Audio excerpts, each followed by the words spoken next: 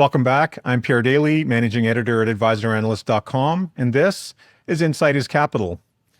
We're in the midst of one of the trickiest times in investing history. It's a period of heightened uncertainty, one marked by a great potential for regime change and rapid movements and oscillations in both equity and bond markets. Today's traditional portfolios face unprecedented structural challenges, unknown unknowns, unforeseen risks, and eroded correlations. Investors have grown weary of the bond market given the large losses they experienced as central banks raised interest rates at their fastest ever pace. They were told for the longest time that bonds were the safest part of their portfolio, and yet they have been among the worst performing. When inflation became the primary market concern in the post-pandemic environment, correlations between stocks and bonds converged. The market now looks like one trade, and as bond price and yield volatility spikes become a primary risk for bond and equity investors, it's a time when investors should be looking at alternative portfolio diversifiers. For this reason, advisors have increasingly turned to shifting parts of their portfolios they manage away from traditional equity and bond assets to gain exposure to structured notes and strategies that do that for them, because of their ability to provide better structured investing outcomes, which address and express these profound investor concerns thoughtfully in portfolios. But the proliferation of choices of these offerings has added yet another layer of complexity for which there is an elegant solution. Joining me to talk about this is Bill Bamber, Chief Executive Officer at BMO Global Asset Management. This is the Insight is Capital podcast. The views and opinions expressed in this broadcast are those of the individual guests and do not necessarily reflect the official policy or position of AdvisorAnalyst.com or of our guests.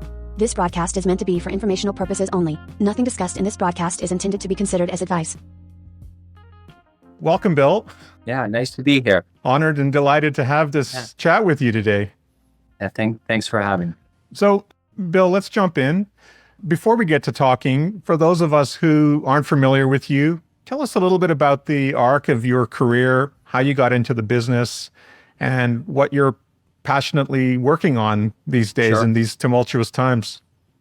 Sure. Well, it is. Thank you for that, and thank you for the kind introduction. I am relatively new to the asset management space after more than 30 years on the capital market side. Based here in Toronto, New York, a couple of years in Johannesburg, South Africa, as that country was emerging from in the post-apartheid years. And much of my career has been in the what I call derivative structuring, structured product arena, originating very new and novel kinds of transactions and products for investors, both from individual investors through to institutional investors, both in North America and globally. Thanks, Bill. I mean, you have had quite an illustrious career, and that's probably for another episode. There's been some interesting times, for sure. Yeah, definitely. Yeah. So, Bill, in the context of my introduction and the context of structured notes, why would you say exposure to structured notes and structured note strategies have become so increasingly useful as a portfolio building block? How do they traditionally work? Where do they fit? Who are they suitable for?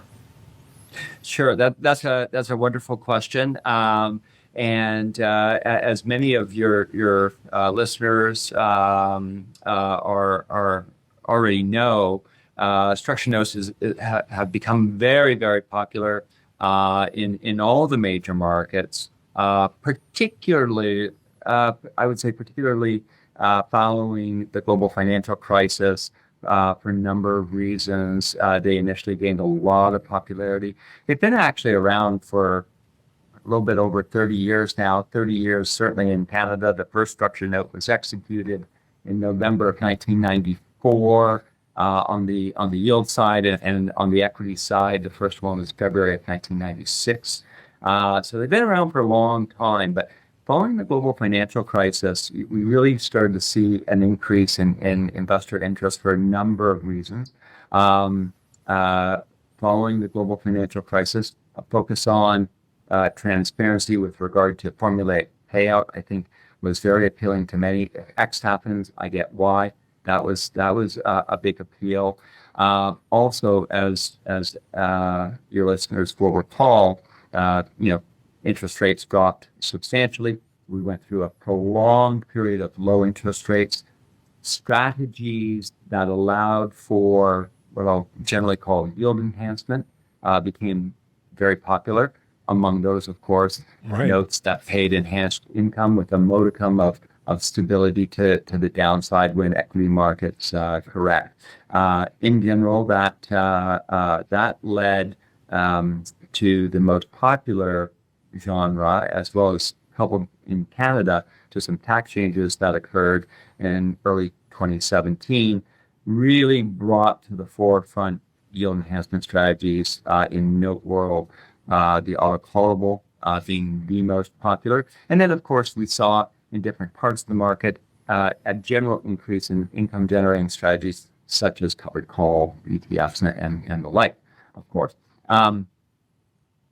So popular that we have seen a massive increase in the number of notes issued per year. So, in the Canadian market, I would say anywhere, any given year, you're probably seeing somewhere between 6,000 and 8,000 new issues created a year by the big six banks that act as issuers in this market.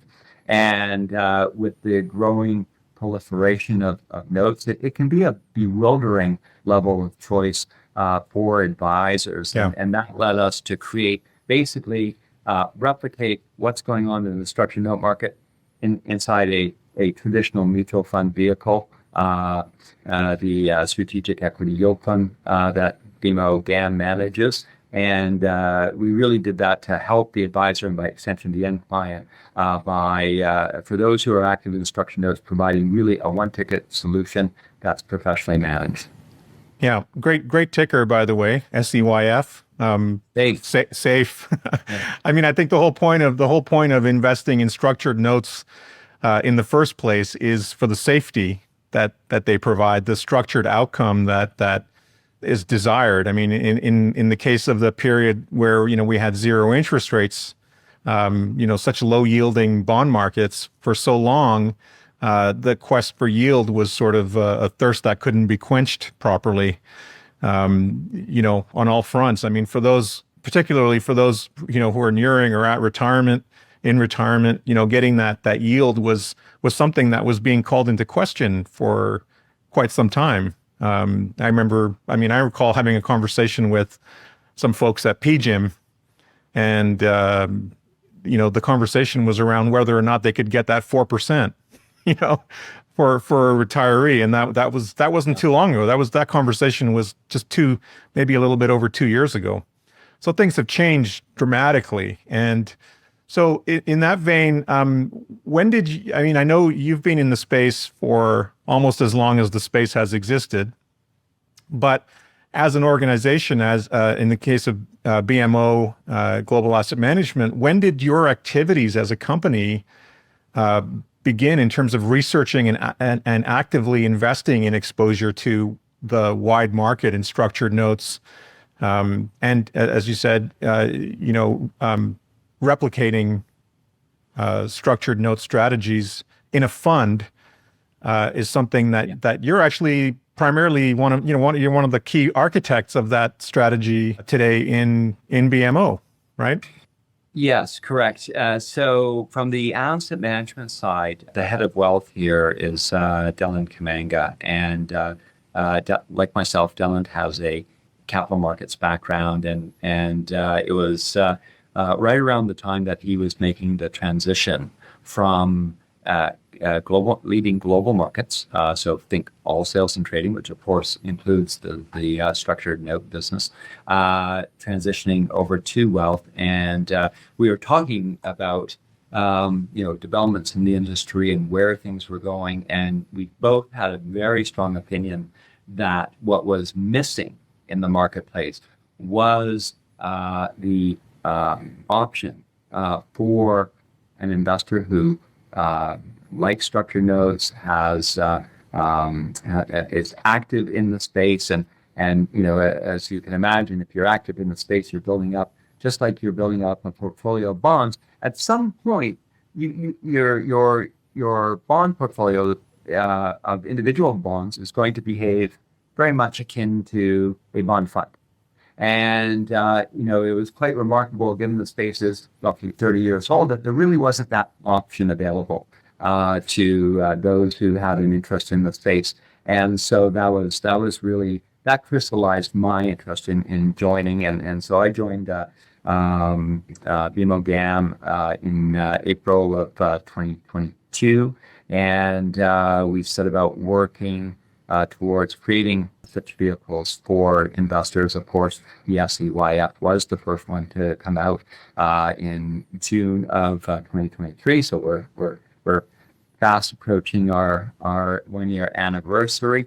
We've received very good investor interest. Lots of questions, as you can imagine, because it is not it's a bit of a paradigm shift. And but again, I'll go back to my bond fund analogy. It's that when I explained it's very similar to investors buy individual bonds, and of course some buy bond funds.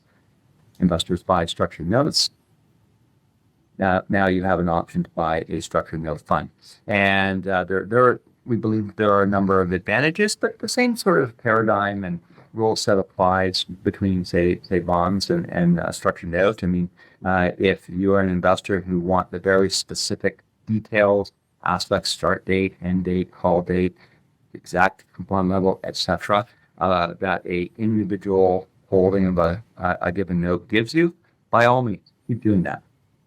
If you're very, like I said, if you're very active in the space and you're building up this portfolio of notes over time and whatnot, and you're having to, at any given moment, there's probably 200 odd notes available in Canada alone, amongst the 6 issuers, that right. You're spending probably a lot of time, keeping track of call dates, maturity dates, coupon styles, etc. What's available when. We think the SEYF is actually a great option for that investor or by extension advisor, because basically we're doing all that activity for you. Right. Like any fund, like any mutual fund, we're getting subscriptions in. We build up a critical mass, and we then transact with counterparties to basically create a new position, and we're executing about on average twice a week. I think the big advantage for the investor in this is the process. Because we are a fiduciary manager, we must look for best price. By that I mean, let's say, I'll just use an example where we're thinking about taking a position in Canadian banks, basket of Canadian banks, or index on Canadian banks. Present we have 5 counterparties, both domestic and global. Shortly we will be adding 2 more counterparties to our repertoire with whom we transact. Make a long story short, basically, let's say we want to execute on Canadian banks, 7 years, total annual, 80% buffer. We go out to each of those counterparties, we solicit the coupon they will pay us on that, and we execute with the counterparty who has the best coupon, the highest coupon. Interestingly enough, what we have typically seen is roughly anywhere from a 10 to 20% variation between the best offer and the lowest offer. So let's say, we go out to 5 counterparties, let's say 3 come back at 10%, someone comes back at 9, someone comes back at 11. We obviously transact with the person who showed us the 11. Right. And so in an individual trade, as a percentage of the fund, not necessarily a major material difference. However, you replicate that twice a week over the course of an entire year, and you're going to accrue a lot more value for the investor. Economies of scale, right? I mean, You have that opportunity as a large institution to make those kinds of negotiations work. It's not the same as when an advisor goes out and buys a note on their own, and they just have to settle for whatever price is being offered, whatever the terms are. This gives you the opportunity when you're in that market to set the terms and the conditions that are acceptable to you, and you do that on a rolling basis. Correct. Now, the secret sauce of your strategy in this active structured note investing strategy is the auto-callable notes, right? Can you talk about how that works and what the advantage of the auto-callable notes is to you or to the investor in the end? Sure. Really, I'll basically summarize, really what advisors and investors really tell us or tell the issuers who manufacture the notes why they like the auto-call notes. First and foremost, I would say is yield enhancement above anything else. That's when the auto-callable really became very, very popular. There's a number of reasons. So, and as mentioned, there's a number of ways. We all know very popular ways. One can gain yield enhancement, covered calls, for example, very, very popular. As many of your listeners would know, we're in our ETF business. We have a tremendous franchise with regard to our suite of covered calls. The auto-callable note has been very, very unique in that, generally speaking, because of the what I'll call the amalgamation of optionality, and I don't want to go too deep down the option pricing rabbit hole. No. Otherwise High level. we'll be here all day. Yeah. But basically, suffice it to say, the combination of basically, the ability for the issuer to call the note at a date prior to maturity. That's a level of optionality. The fact that you're in effect monetizing the upside of an equity reference asset, Canadian banks, S&P 500, TSX 60, whatever the case may be. That provides, like a covered call, that provides one with optionality, and there's usually enough yield generated from that you can at the same time provide a modicum of buffering to the downside. And the notes, what you see in the marketplace, there's generally two what I'll call styles with regard to the downside protection. There's the barrier and the buffer.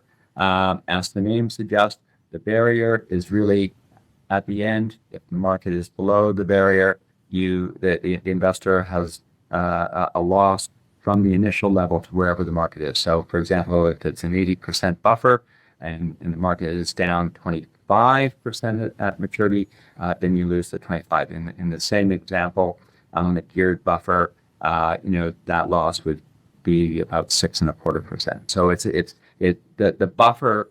I'm a big fan of the buffer myself. I know from a secondary market standpoint, as we saw in COVID, in March and April of 2020, for example, the mark-to-market on notes for secondary prices, those with buffers, had much more robust secondary prices than those with barriers. I mean, everything was down, as we know. Right. Those with buffers down less than those with barriers. Everything we've done in the fund is a buffer level between 70% and 80% of the initial level. So and why do we do that? It's because advisors and investors tell us stability of secondary price is very important to them, and focusing on the buffers without giving up too much yield to get that modicum of stability is not a big ask, and they like that. Right. And Bill, correct me if I'm wrong, but before 2019, these types of actively managed strategies were not available to retail investors. I mean, this was something that was really the available only to ultra high net worth investors or institutional investors. So on the note side, I mean, notes are generally very, very widely available, and customized notes, of course, very widely available as well as efficiencies have gained from an operational standpoint for high net worth investors. Right. Of course. But on the asset management side, there was a real bona fide sort of mode of exposure that was lacking in the marketplace across all kinds of structures. It's the managed exposure that wasn't available. Exactly. The offering the offering of institutional scale to retail investors was not available. Correct. And then what we saw in the U.S. marketplace, a number of asset managers sort of starting to dip their toe in things, not necessarily on the auto call, but in the U.S. market, very popular structures that where they didn't have the same tax change, still a tax-friendly environment for investors, accelerators and buffered accelerators, a number of ETF launches there. We have launched accelerators and buffers more recently here in Canada as ETFs. As many of your listeners would know, we have a very popular Canadian bank ETF, ZEB. In October, we launched ZEVA. That's an accelerator ETF, which we can talk about another time. But this is an undeniable trend that what I'll call defined outcome type strategies that are very much exist in what I'll call capital markets world is going to converge with asset management world for the benefit of investors.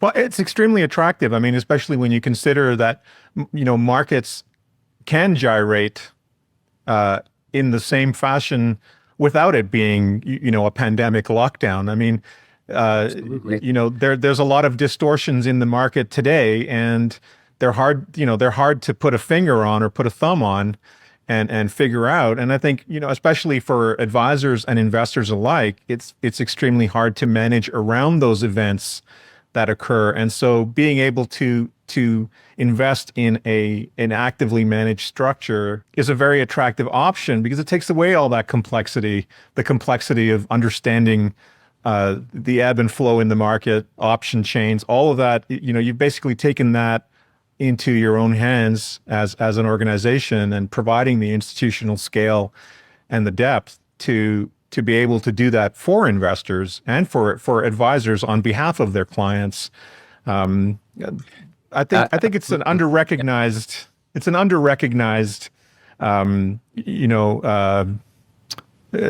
benefit.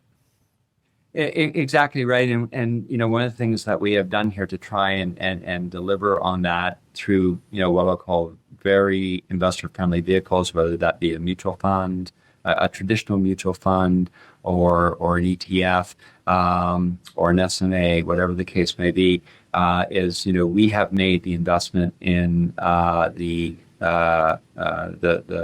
talent, if you will, the investment talent, who really know and understand these structures. The team who manages our SEYF, it is a blend of our ETF PMs who work on a lot of the yield enhancement strategies like covered call management, ETFs, combined with those who have worked on the capital market side, structuring and creating structured notes. So we bring those two worlds together to create interesting products like SEYF.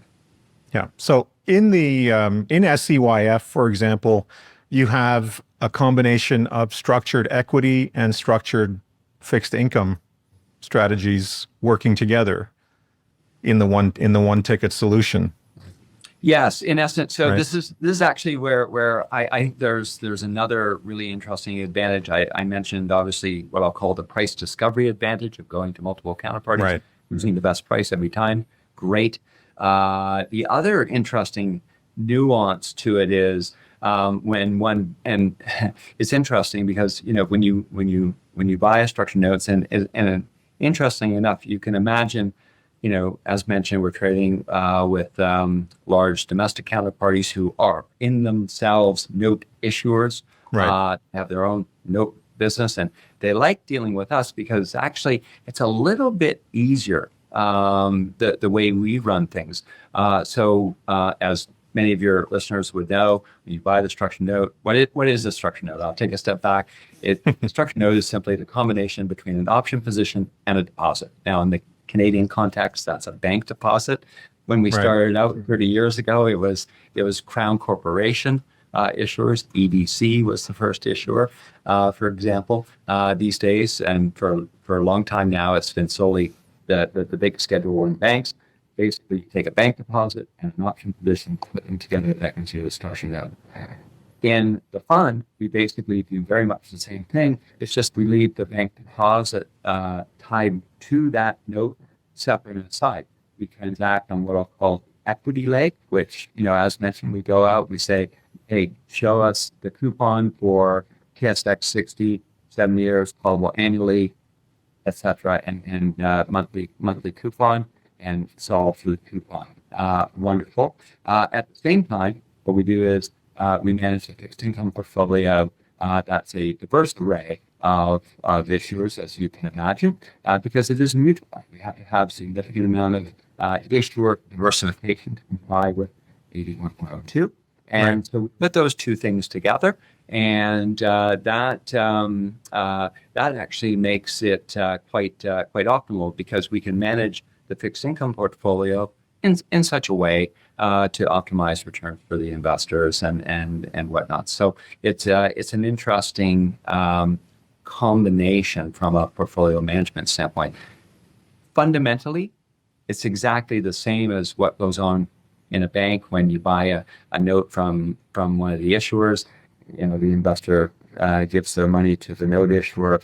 The bank uses that as capital to make loans and the like, run their business, and then they hedge that with their equity derivatives desk internally. The main difference here is we're going to multiple desks and choosing best price. Now, yield obviously is a component of the objective of investing in this strategy. What kind of yield is the fund able to target? Sure. Oh, great question. So, we did a lot of analytics before launching the fund. We felt confident through multiple interest rate and volatility cycles that we could deliver 8% over time. That's our target, and we're confident on our target. Now, market conditions can change. You can get higher, you can get lower. Right. As you know, almost anything's possible. At present, we are accruing on average at coupon rates much higher than that target yield. We're paying out the monthly coupon based upon the 8%. We're accruing at present much higher, and so we'll see where we're at the end of the year. If we've managed to accrue at a greater amount than what we've been paying out, then that will go to the benefit of the investors. At present we're north of 11% at the moment, and again, that's of course with a buffer level between 70 and 80% on all of those transactions. Right. Yeah. Excellent. And Bill, in terms of, it's very important in this market, especially in a market like the one we're in, to stay nimble for many reasons. Obviously, one is to capitalize on opportunities, but more importantly, is to mitigate risk. How do you, in your strategy for a strategy like SEYF, how do you go about mitigating risk within your active management of all the different structured assets that you own in the fund? Like, what are some of the key risk mitigating strategies that you use? Sure. There are several, Pierre. First and foremost, obviously, going back to my point about executing on buffers and executing on buffers that are, how shall we say, material in nature. That is probably the first line of defense more than anything else. Right. And I won't belabor that point, but that helps from a pure risk standpoint with regard to correlation to equity markets, of course. Secondly is the diversification of what we're trading on, what I like to call the reference assets. The fund by definition, is North American equity category. So 80% or higher will be transacted on reference assets within North America. So by that I mean large cap equities, i.e. TSX 60 index, S&P 500, Canadian banks, pipelines, insurers, utilities, U.S. large cap banks, and similar sectors such as energy, maybe a little bit of technology, not very much. Non-North American exposure, we cap at 20%. Everything we've done in non-North American exposure to date has been on Euro Stocks 50, which is for many investors a very familiar broad-based European benchmark. That is so diversification, and what we're really trying to do is stay very much down the middle with regard to what we know and what advisors tell us is of interest to investors, and that is those referenced assets I mentioned. We're not kind of going off and doing things that are overly exotic in nature. So that obviously helps. Our core mission with the fund is really to replicate and deliver a one-ticket solution to activity that we see investors transacting in the structured note market. So it really doesn't serve any purpose to go and try and do anything too exotic. It's all about the autocall, about the buffer, and all about appropriate diversification across reference assets. The risk rating for the fund is low to medium, and so that as those ratings suggest, it's not a very volatile fund. 30-day realized volatility is just slightly north of 3% right now. With the VIX, the VIX was at 15 this morning when I looked at and compared that. I think if we are able to manage the fund at a 30-day realized volatility level that is less than half of the VIX, I think we're doing a good job. Well, Bill, in the context of your previous comment about the referenced asset exposure that you have within SEYF, it's very important, for investors. I mean, for advisors and investors alike, contemplating, for example, making lateral moves within their portfolio. Like if you already have substantial exposure to key equity markets, you want to be able to move into your structure, into your strategy, almost frictionlessly, right? I mean, the idea, of course, is to if you have tax loss selling or tax gain selling, you want to be able to make the moves laterally into something like SEYF to mitigate or to offset risk in the portfolio, but also to get that yield, to capture the yield from the same referenced assets. That's very important. I mean, if you make it, like you said, if you make it too complicated or you go off in some other direction that nobody's interested in, you're going to have a hard time, making the case. In terms of how SEYF fits into a portfolio, how do you envision SEYF fitting into portfolio? I think you've covered some of the key investment objectives, but where do you see investors shifting assets from, like from the equity sleeve, from the bond sleeve, and in what proportions? Yeah, it's a great question. It's probably some combination of both, because the structured note in a perfect world is a combination of both equity and fixed income world. So where in our conversations with many advisors, it's probably somewhere between a 10 and a 20% allocation to an overall portfolio. Where we are seeing flows come from are late last year, of course, some tax loss selling going on and reinvestment into the fund. Of course, not surprisingly, when a note, for example, is called or matures, we are seeing a lot of advisors direct a certain amount of that roll if you will, Right. towards our fund. They'll continue executing for clients who really want the individual note. They'll execute some notes. For those who are very much active in the space and just want to simplify their portfolio, have less line item fatigue in the portfolio. Yeah, that's a big deal. The SEYF is a great answer to that because, like I said, taking a step back to the fundamental reason why we created the SEYF. Again, if you're an investor or an advisor, particularly if you're a fee-based advisor, and you're looking to minimize transactions that you're having to think about, supervise over time.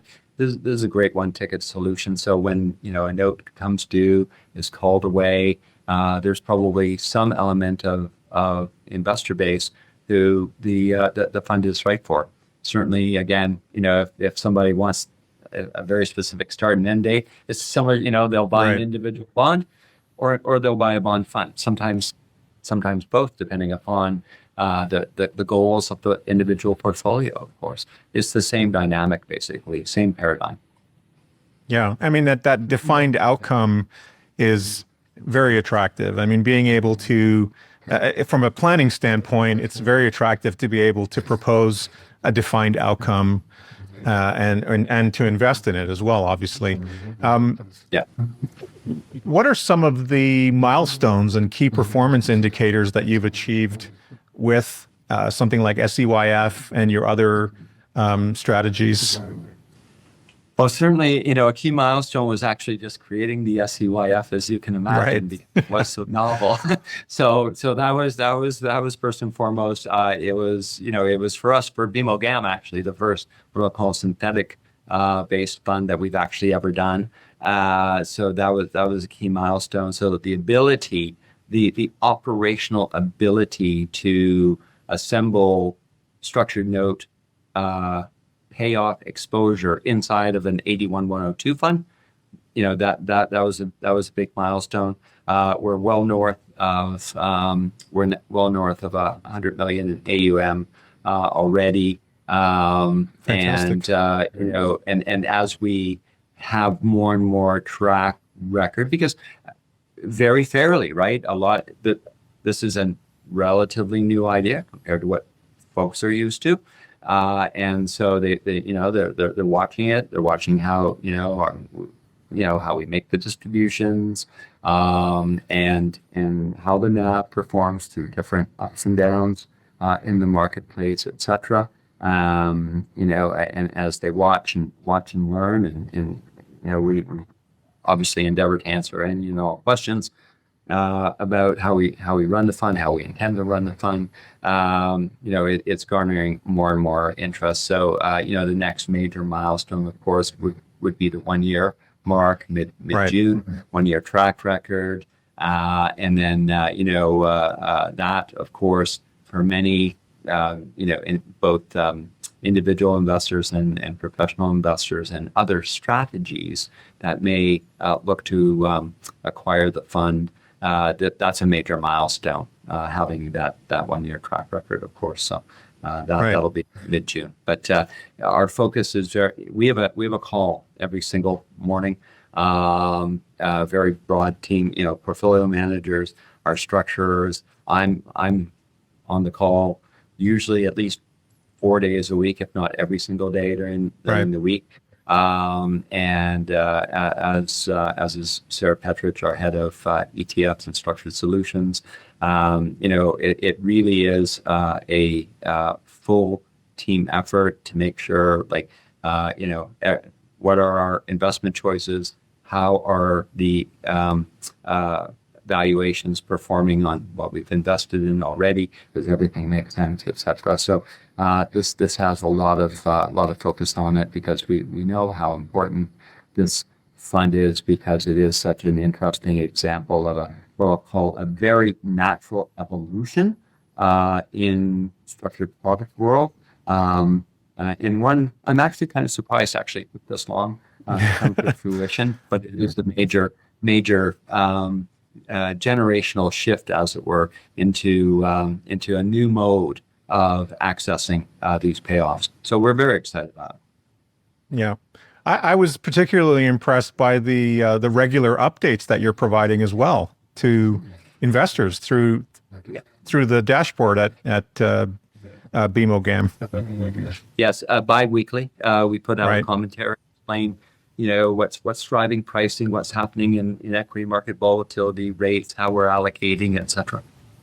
Well, there's nothing like transparency. So, Bill, what can investors expect from this in terms of the behavior and attitude of the fund? The NAV behavior. Okay, yeah, I guess, or I mean, in terms of how the fund behaves on a day-to-day or week-to-week. I mean, not that anybody's, I don't know to what extent people are watching it on a day-to-day or, probably most likely a month-to-month activity. But like how does the fund behave in relative to the markets that are Sure. referenced Yes. in the fund? Yeah, absolutely. So, notwithstanding obviously the appeal of the yield, which is why auto-callable notes are so attractive and such an interesting option for investors. The other key aspect that when we discuss the concept with advisors in particular, what would you be looking for? Because advisors, as you well know, they have to go and they have to select, I give a note from this issuer or that issuer, and then when something is called, or let's say they've made a purchase in a note, and then that same investor comes back 2 months later and says, "Oh, I'm going to give you more money. I really like that note that I bought months ago. Can I get more?" And the answer is actually no, because the offering period is closed. The always on aspect of the fund, I think, is a very important aspect and very useful for both advisors and investors, because that's using that same example. Investor bought a note 2 months ago, they come back, more money, they make an investment. They want to replicate what they did 2 months ago. They can do that. The SEYF. I think that's a very, very important attribute. So always on, very important. It is a mutual fund at the end of the day. So that means daily subscriptions at NAV, end of day NAV, daily redemption at end of day NAV. And we manage the portfolio as such to deliver that so that it is liquid and we can execute on whatever's going on. Now, as markets rise and fall, as we know, yesterday, for example, we had a relatively sizable bump down in equity markets on the inflation numbers. So, it behaved, I would say, our goal is to deliver the performance of, a typical portfolio of auto-callable notes. So you're going to basically, in aggregate, you're going to get that kind of behavior and performance. So you're going to, we watch the realized volatility of the fund very, very closely, as mentioned. It was actually earlier this week, it was actually dipped below 3% annualized volatility. We're just above 3% right now because the VIX went up quite a bit yesterday. From where, it went up from roughly the 13 level to 15. And so, the VIX, obviously a measure of near-term volatility in the S&P 500, it's at 15 today.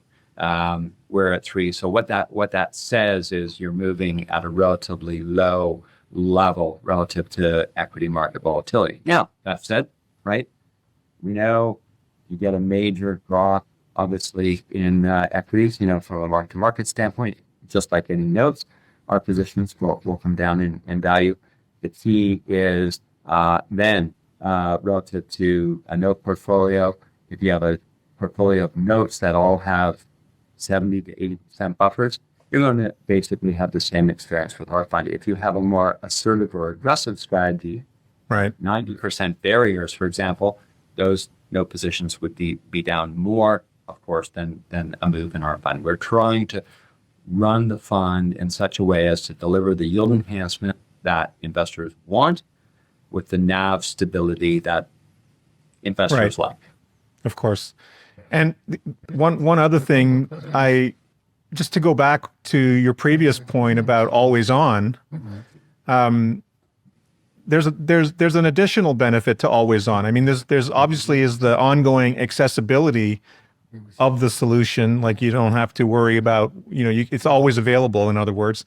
But the other side of it is that versus buying individual notes, this always on strategy it also eliminates the reinvestment risk as well, right? I mean, money. We do that exercise for you in essence, and exactly. This is really, I think, one of the most powerful aspects of the fund, and I can't emphasize enough the fact that when we do have just like when a note investor has their note position called away, for example, which is a good thing because the market's gone up, they've gotten a coupon. Okay, wonderful. Now I have to make a new investment choice, and they hunt around. We're doing that same thing, but we're doing that for them. The investor doesn't have to worry about that. And then getting back to the price discovery angle, when we do that, we're selecting the best price. Yeah, so you're doing it with your level of objectivity and scale, and you're doing it at insight. Yeah. At the inside, at the price on the inside of the pricing curve, not on the outside. So I'm curious, just to sort of cap off our conversation, Bill. What are your plans for the future? Like, what else are you working on in this remarkable space to bring to investors? It's a great question. Let's just say we have a number of ideas we're working on. Right. There's some very, very not all are necessarily, how should we say, pure structured note derived ideas, but there are no, not particularly. Ideas. Yeah, on the horizon, we have some very interesting things coming up. I'm not allowed to talk about, but fair enough. On your podcast and talk about them when we're live. Well, you know what, Bill? It's just that we haven't had this kind of regime shift in 40 years. So, it's a whole new period. There's entire cohorts of advisors and investors who don't know anything about, who don't know anything about markets where interest rates weren't zero. We've seen rates drop basically for an entire generation. And now we're in a very, very new situation, and it is a moment of reflection on how to construct what I'll call the new modern portfolio. So and that's going to that can certainly look and feel like a lot of previous popular portfolio strategies, or it can take on new ideas, whether that be very short-dated, liquid, high-speed transactions, like whether that be a covered call ETF, which obviously we're very active in, differentiated solutions like the SEYF, and then of course diversification into non-public markets for those accredited investors and up who are, as we've seen with our pension funds, diversifying into private markets, whether that be private equity, private credit, private real estate, infrastructure, and the like. And we have a wonderful offering that we've created with partners who are one of the global leaders, 20 years of having an evergreen private markets fund that's available to investors now in Canada through several dealers. We brought that to the fore. It is a one-ticket solution to what I call the four corners of private markets, as I just mentioned, and that's a great risk-return diversifier for those who have the time and the patience and a relatively long horizon. Right. Yeah. It's exciting. Bill, it sure is. Yeah. It's amazing, Bill. Wow, what a fantastic conversation. I feel tremendous, I'm greatly honored to have had this much of Oh, your likewise. time, Thank you. it's been such a pleasure talking to you. Thank you so much for your incredibly valuable time and your insight. Greatly appreciated. Very happy to be here. Happy to answer, all questions. Happy to come back and do any kind of follow-up. I'd love to do that. Thank you, Bill. Great. Thank you, Pierre.